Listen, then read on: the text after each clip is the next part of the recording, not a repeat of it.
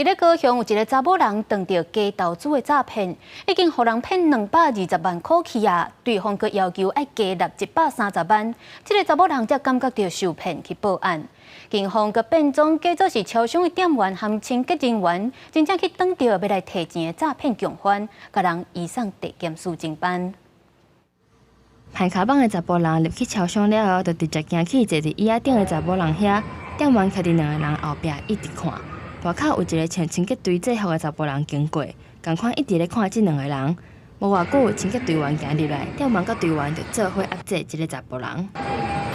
警察！原来这个查甫人疑似是诈骗的车手，甲伊见面的这个社区的查甫人，之前互人投资诈骗，转销220万了后，诈骗集团佫讲伊只要佫落130万，就会当甲现金领倒来。查甫人怀疑哄骗，就甲警方报案。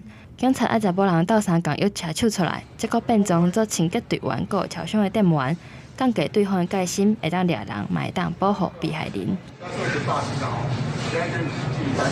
邱女报案之后，诈骗集团仍继续传讯息给邱女，表示只要再缴交130万元违约金，就可将之前的本金以及获利共400余万元一次提领。警方伫现场查扣2支手机啊。伪造的投资理专证件，佮已经写好的130万收据，专案依照诈欺、洗钱防制法等罪嫌，移送地检署侦办。记者王刘婷、闵昭权高雄报道。